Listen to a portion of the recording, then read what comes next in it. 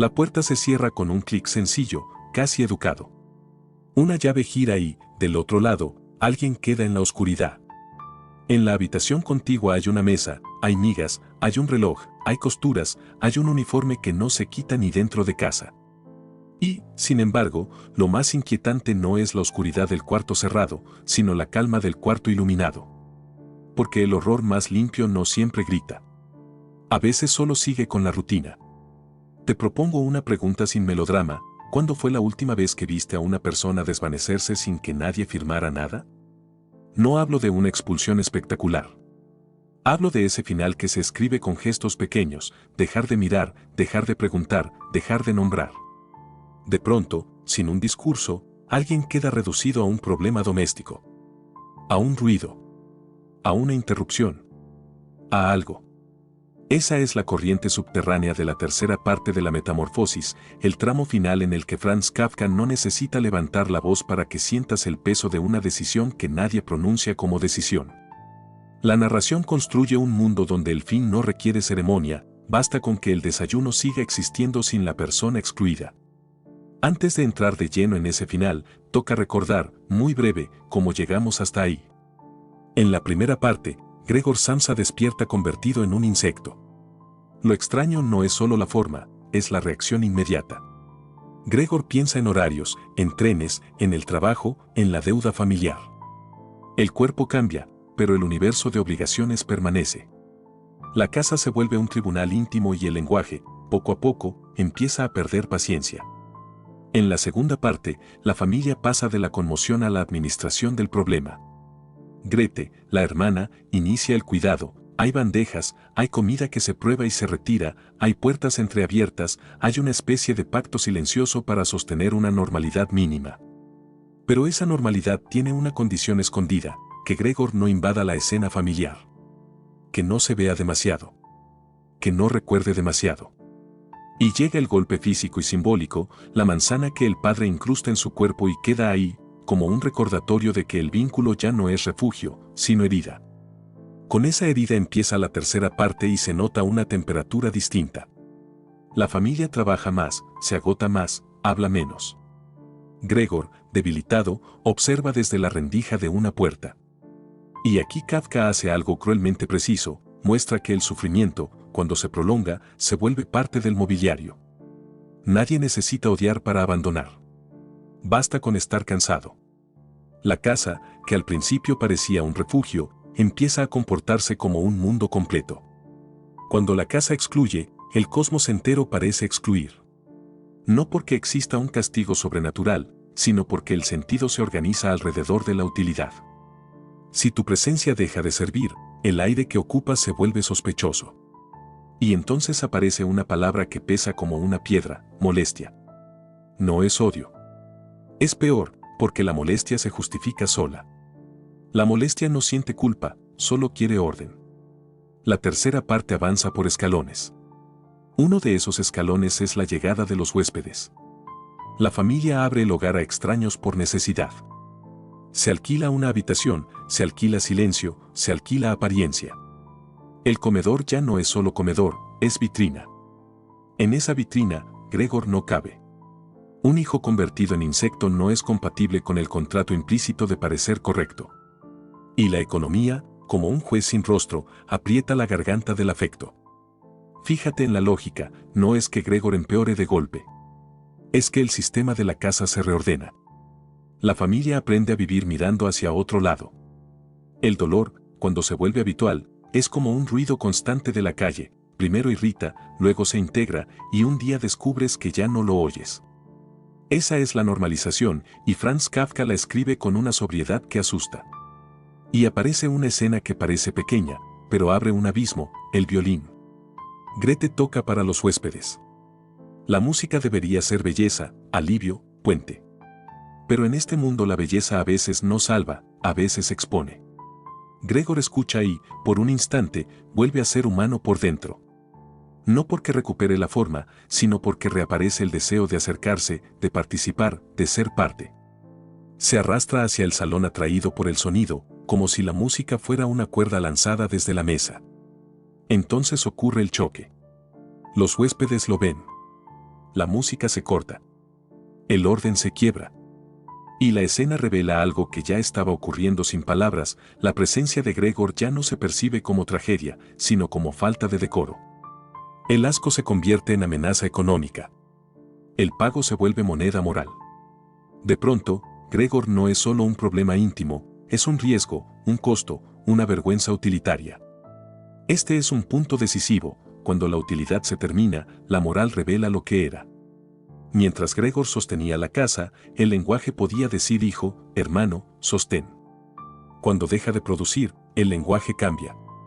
Y el lenguaje aquí no es decoración, es destino.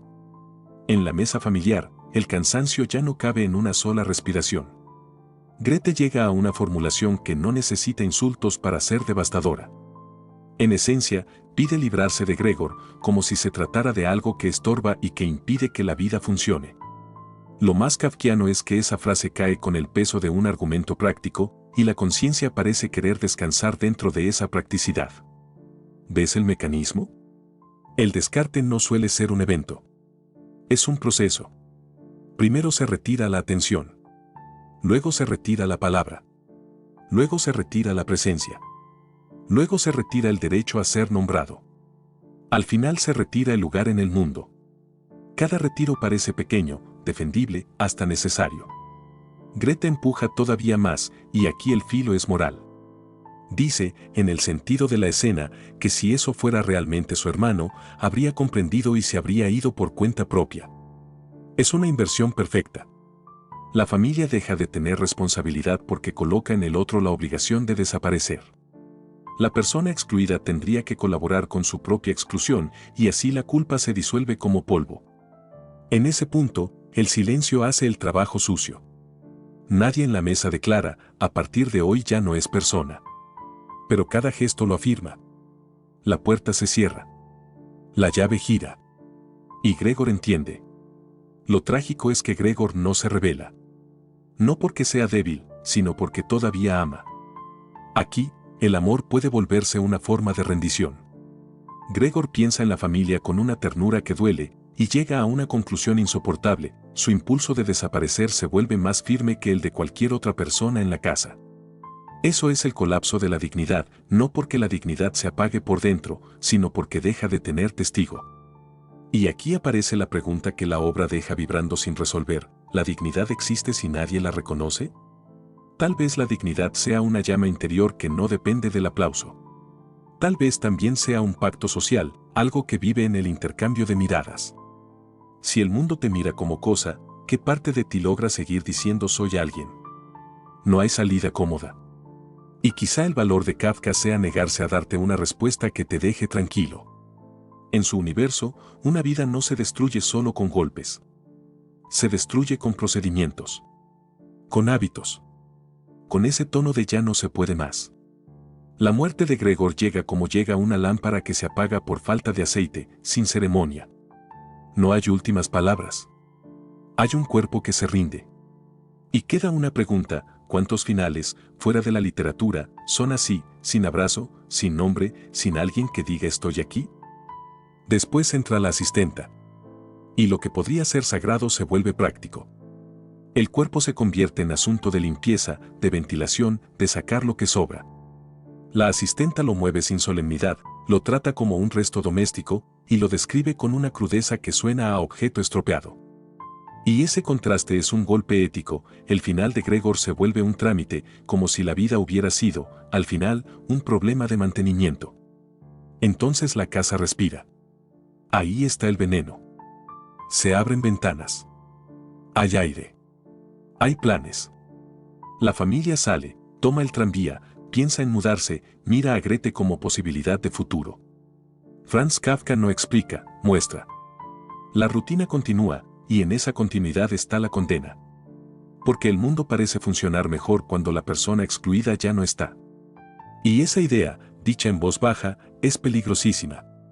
La pregunta ya no es solo qué le pasó a Gregor, sino que se revela de una comunidad cuando el alivio pesa más que la dignidad. Quizá aparezca una defensa automática: esto es una ficción extrema, esto no ocurre así.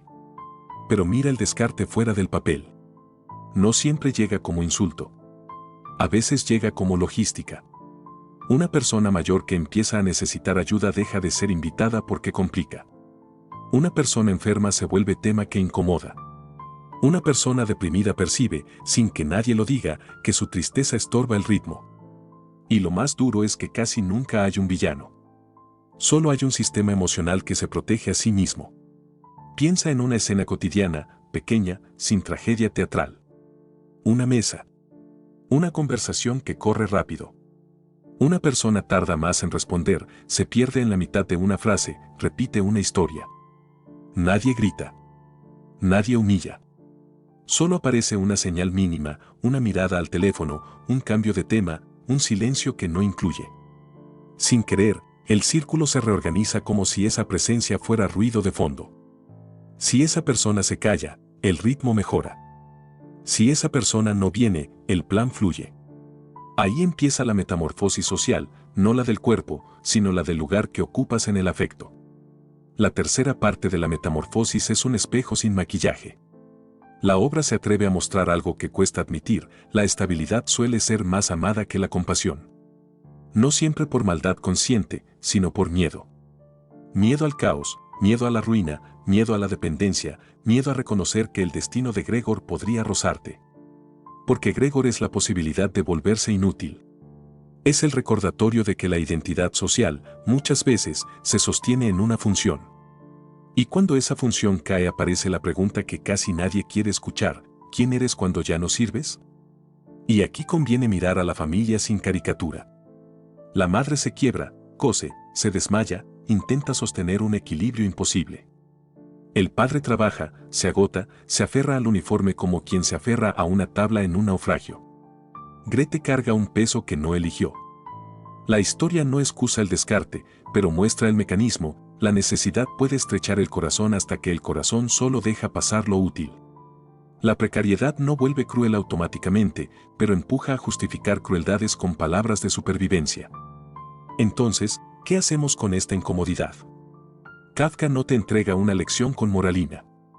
Te entrega una escena y te obliga a sostenerla. Y si la sostienes, quizá notes algo: el descarte suele empezar cuando dejamos de hablar de alguien como persona y empezamos a hablar como problema. Al principio es sutil. Se dice: hay que ver qué hacemos con esto. Se dice: esto no puede seguir. Se dice: ya no damos más. Esas frases tienen una parte verdadera: el cansancio existe, el límite existe. El peligro aparece cuando la solución se construye sobre la deshumanización. Cuando, para proteger la casa, se decide sin decirlo que una vida ya no cuenta. Déjame dejar una idea, no como sentencia, sino como luz para mirar mejor. La dignidad no se pierde de golpe, se desmonta como se desmonta una silla vieja. Primero se afloja un tornillo y nadie nota. Luego se afloja otro y todavía parece silla. Después falta un apoyo, y la persona aprende a quedarse quieta para no caer. Al final alguien concluye que la silla ya no sirve y la frase suena neutral. Pero si una vida se convierte en objeto, la neutralidad es solo una forma de descanso moral. Vuelve a la casa. Mira el comedor como si fuera un escenario ético. La puerta de Gregor funciona como frontera. Abrirla es reconocer. Mantenerla cerrada es administrarlo como problema. Y hay un detalle escalofriante: no hace falta un villano. No hace falta que alguien declare odio. Basta con que cada día se repita igual y que el excluido quede fuera del patrón. ¿No se parece eso a ciertas instituciones? Un hospital donde una persona se vuelve una cama con un número. Una oficina donde alguien se vuelve recurso. Un trámite donde alguien se vuelve expediente. A veces no hay insulto, solo código. Y el código, cuando manda, borra una cara. Entonces surge una pregunta práctica, que no pretende ser perfecta: ¿cómo se sostiene la dignidad cuando el reconocimiento falla? Tal vez el primer gesto sea simple, pero no fácil: sostener el nombre. Nombrar es resistir. Mientras dices Gregor, no dices cosa. Mientras dices hermano, no dices estorbo. El nombre no cura la herida, pero evita una muerte social temprana. El segundo gesto es más incómodo: aceptar que la fragilidad no es un error del mundo, es parte del contrato de vivir. El drama de la familia no es solo un hijo insecto, es la fantasía de que una vida debe ser siempre productiva para merecer lugar. Cuando esa fantasía gobierna, cualquiera puede volverse descartable. Y ahí Franz Kafka se vuelve un observador feroz de lo cotidiano, sin necesidad de sermones. Quizá por eso el final duele tanto. Porque no habla de un monstruo externo, habla de una metamorfosis moral, como el amor se convierte en fatiga, como la fatiga se vuelve irritación, como la irritación se vuelve lógica y como la lógica se vuelve sentencia. Vuelvo a la imagen del principio, a la puerta y a la calma. El fin aquí no necesita discurso.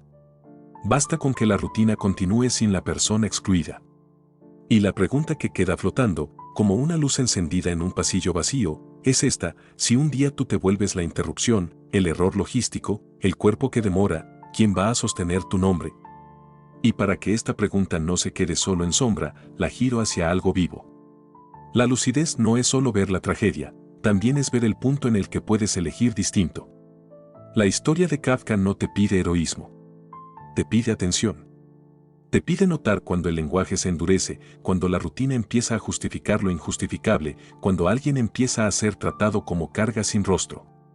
Si te queda una duda al cerrar este recorrido, quizás sea esta: ¿qué pequeña costumbre podrías interrumpir para que alguien no desaparezca en tu mundo? No como promesa grandiosa, sino como acto mínimo, una pregunta hecha sin prisa, una visita sin eficiencia, una conversación que no exige rendimiento. A veces la dignidad se sostiene así, con humanidad repetida. Al final, la tercera parte de la metamorfosis no es solo el final de Gregor. Es el retrato de una casa cruzando un límite sin darse cuenta. Y por eso es peligrosa y necesaria. Después de Franz Kafka, cuesta fingir que el descarte siempre llega con gritos. Muchas veces llega con silencio. Y el silencio, cuando se vuelve costumbre, puede ser la forma más elegante de la violencia.